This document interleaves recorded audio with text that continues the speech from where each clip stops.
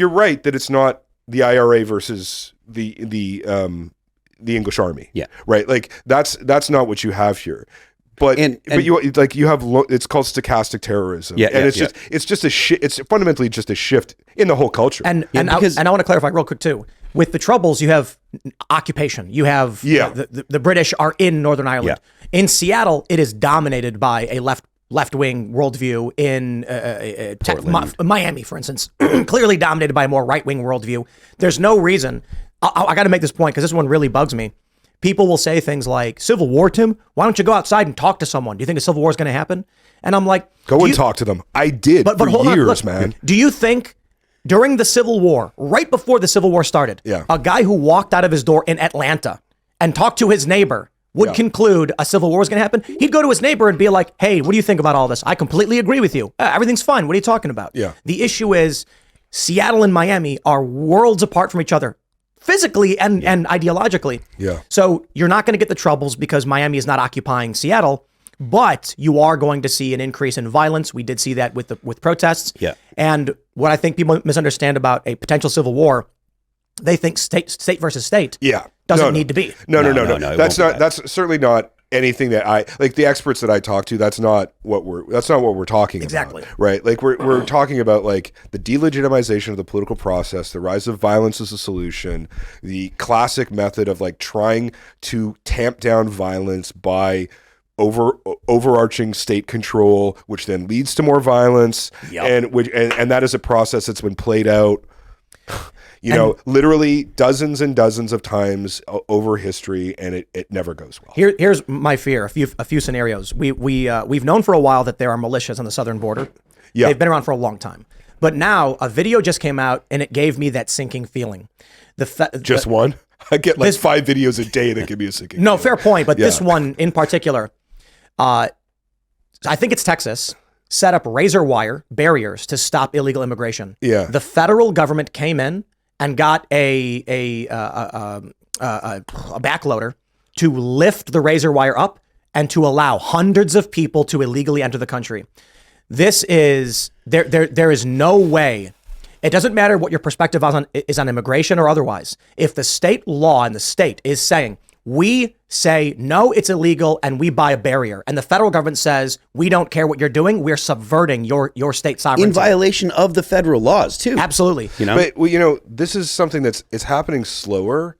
Like, I don't know about this particular example, but like, one of the things that's happening, it truly is bipartisan, is that states are using their resistance to the federal authority as a vote winner in their own states. Yep. Right. And that's equally true in California as it is for Texas, as it is for Florida, where they are, and that is just playing with fire.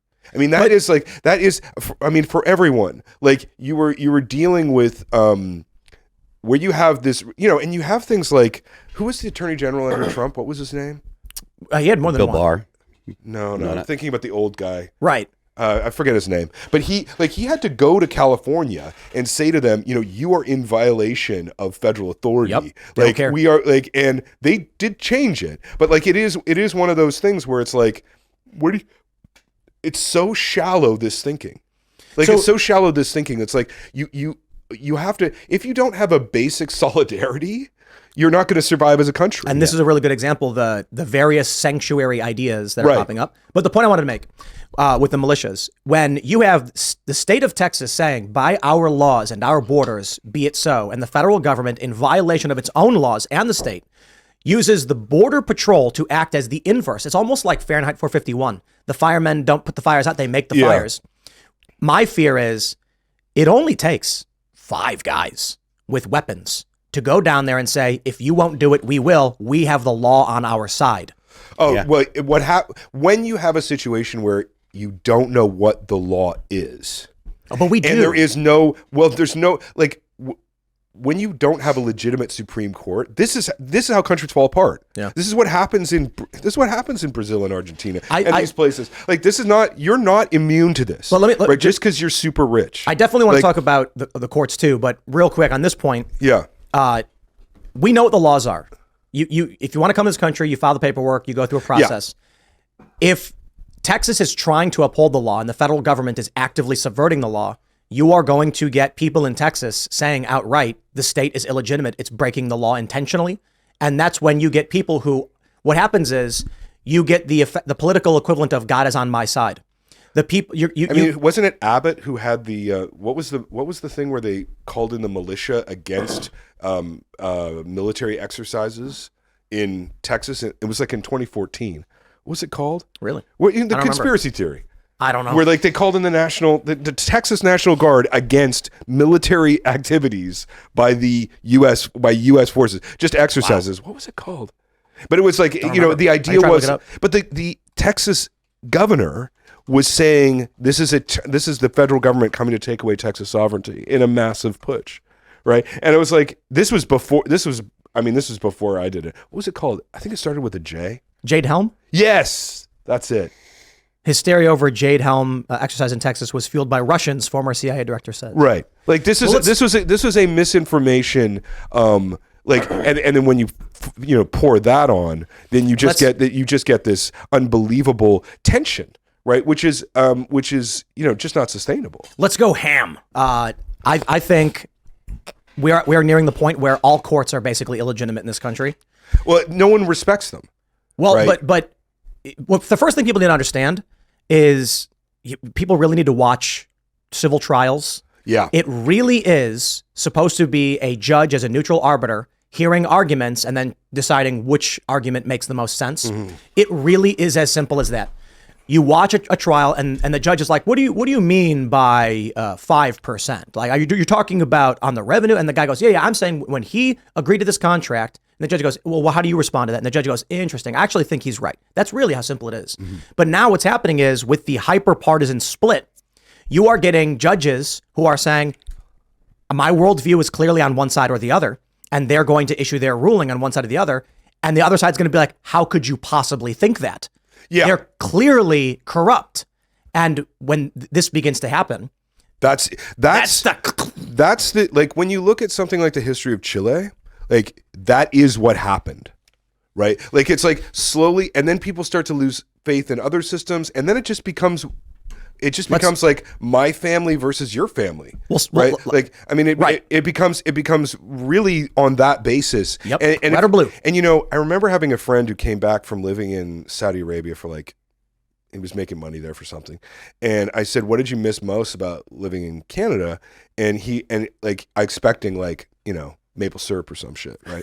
or something, like I missed a hockey or something, yeah. Right? And he said equality under the law, right? He said, if you're driving and you hit the wrong person in Saudi Arabia, even if it's not your fault, you're done. If you're a woman and you get raped, yeah, you go to jail for having sex out of marriage. And when you the ultimate luxury, the ultimate heritage that we have been passed down by our forefathers and foremothers is equality under the law. When that is gone, you are just in anarchy. So 2020 isn't the first, but I believe it was a gigantic spike through the heart of this nation in terms of how the courts handled the election. There was many spikes. For sure, but that was one of them, I guess. Not one of them. So you have all of the lawsuits filed by the Trump campaign and Trump campaign allies. You get the media lying about what happened, and many of the courts ruling on standing, not merit. It doesn't matter if you think Trump is right or wrong. The rulings need to be on merit, not standing. Yeah. And the standing argument is a cop-out, so the courts don't have to take responsibility. This was a big problem. With the case of Texas v. Pennsylvania, are you familiar with this one? Which one is that one? 48 states. Oh, yeah, right. Okay. Suing over whether or not states were in violation of the Constitution in how they handled their elections. Yeah. Because their own constitutions. Their own constitutions. Oh, yes. The argument being courts and executive branches altered the rules of an election in a state where the Constitution says only the state legislature can do this. Yeah. The argument from Texas being if Pennsylvania's election is not sound, then their votes should not count against ours. There's a dispute here that needs to be answered. I mean, this is the end of... The Supreme Court said we don't care and refused to hear what's called original jurisdiction, state versus state, saying answer this constitutional question so we know, and the Supreme Court said no. And the reason they didn't is because they were afraid of having to find in Donald Trump's favor. Or against him. They did not want to, they didn't want to answer the question at all. They could have taken the case and said, Trump's wrong. But only Thomas and Alito said, we have to hear this. It's this is the rules of this country. And everyone else said, we don't want to be involved in this. But I mean, I think the problem here is that those rules are just being eroded, right? And the faith in those rules is just being eroded. It's being lawyered to the most digital but it's granular. not just a question of like lawyering is not the problem. The problem here is that this system is from 18th century. Like, and it's not, and it's like, it's not like, this is the thing. It's easy to get angry, and it's easy to get like, you did this and you did that. But like, actually the problem here is that these systems mean that no one feels like their voice is heard politically. Yeah. So, right. Like, conservatives keep sending Republicans to Washington to change it, and it doesn't ever change. And then they get really angry and they blame. But it's like the lesson here is that no one is actually having influence. I mean, this is what like Andrew explained. He betrayed his political class. He told me the truth of how it works. And when you look at the influences, you look at the incentives for people. There's just no incentive to actually listen to the public. Right. I want to clarify too as to what at least my view is, and then I don't know if you agree or not, but the Constitution, as you mentioned earlier, a work of genius, but 18th century genius. And I think that's correct. The core ideas of why we did it and the ideas behind it are correct, but we have way more people now. We have tremendously different systems of communication. And so let me ask you a question. Just the final thought is, it doesn't mean, I'm not saying the Constitution is wrong or anything. I'm just saying the perspective of it is rooted in, it doesn't take into consideration a lot of things that are different today. And I don't know how you rectify that. Well, this is my question Amendments, for you. perhaps. What, America is starting again. America has a constitutional convention. They get together. What is the Constitution that they make look like to you? So what are the principles that actually unify the United States? Today, right now. Honestly, think the fact that you're stunned by that question. Anti-war is probably no foreign intervention is probably going to pull the highest. You can keep freedom of speech, right? Like I think everyone in America. You don't think so, eh? No. Jesus, is that how bad it is? Well, so you can't even agree on the First Amendment. You can't even agree on rule number 1 of the Bill of Rights. So for the past 10 years, the start of the culture war in this country was social media platforms. I'll give you the Twitter example because this is the one I was involved in with Jack Dorsey, Joe Rogan. Twitter says if you misgender someone, we will ban you from this platform permanently. Right. Yeah. And I said, what does misgendering mean? Because conservatives, if you go to someone who's biologically male and say she, you've misgendered them. To liberals, if you go to someone who says, call me she, but you don't, you've misgendered them. Two distinct worldviews, and you've chosen to enforce one. Right. Free speech would argue, you guys decide, just keep it respectful. No. You look at Twitter and what do you get?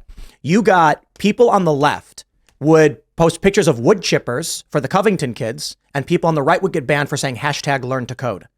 The left perspective in this country was, if it is hurtful, it's not free speech. At the same time, we're allowed to be hurtful. It's one of the things that's fascinating to me about watching American politics. I mean, it does bleed into Canada, but it's not anywhere near as intense, is how the left comes up with ideas and then the right takes them on and just take, like, book banning in libraries, like that was started by left-wing groups, right? And then the right took it on and was like, let's do this for real. Like, let's start to ban all these books. But so let's clarify that. Well, there are real examples like To Kill a Mockingbird. I actually want to, like, let's get back to, like, because I actually want to, I'm fascinated by this question. This is now the question that I think might follow this one. Yeah. Is like, what unifies this country? Okay, we all understand that it's broken, right? We all understand that, like, this system is just not functioning. And, like, you can have your pride in the Constitution. I get it. It's a beautiful document. Like, I get why you would want to stand behind it, but it just doesn't work, right? What is the document that would work? And if you're telling me that you can't even agree on freedom of speech, but how are you going to get to? But hold on.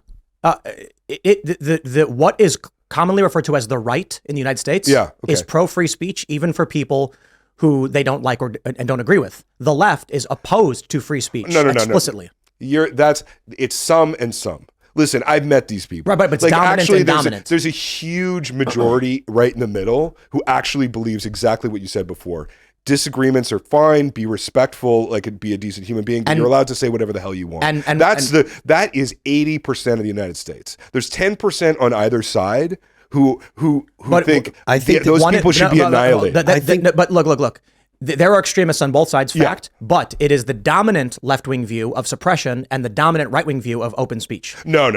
That's I think if you look at the government actions, if you look at like Florida's take on book ban, I mean there are wait, hold on. This is only in libraries. It's only curation. What you're talking about is curation. You're not talking about banning. You're talking about selecting what will and will not go into a library. This is not whether or not you can get it. Curation is not banning. Those are two different things.